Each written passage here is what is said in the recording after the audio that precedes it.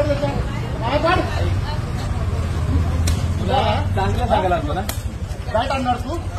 Bat आणणार तू आणायला काकू थांबा एक मिनिट थांबा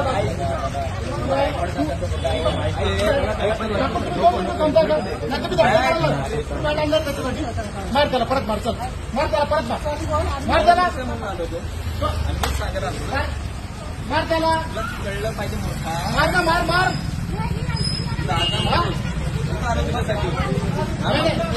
कळायला पाहिजे. कळायला पाहिजे. तुम्ही जाय मार बाप तू बॅट आणायला गेला का परत बॅट आणायची होती तुला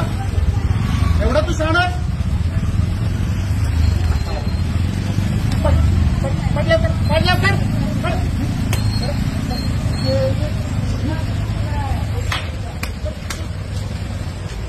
रामखोर तुझ्यावर गुन्हा दाखल केला असता समजला ना.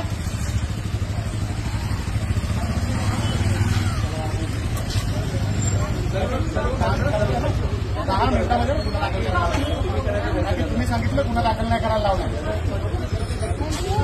आणखी तुझ्या तोंडावरती आणखी पण तुझ्या तोंडावरती आणखी पण त्याच्या तोंडावरती म्हणजे काय त्याला जम करतो काय नाही जर केली ना लक्षात ठेव त्याच्या चेहऱ्यावर दिसतंय आणखी पण दिसतंय का रे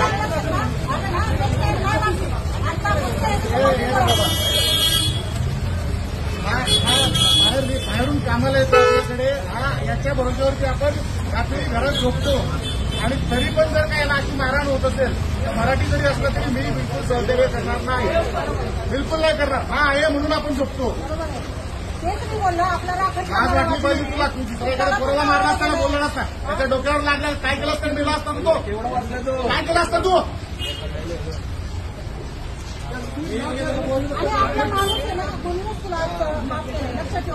तुझ्यावरती गुन्हा दाखल केला असता ना तुला कधीच नोकरी भेटली नसती लक्षात आलं तुला तुझ्या आईच्या तोंडाकडे नोकरीवरती लागायचं होतं ना आहे ना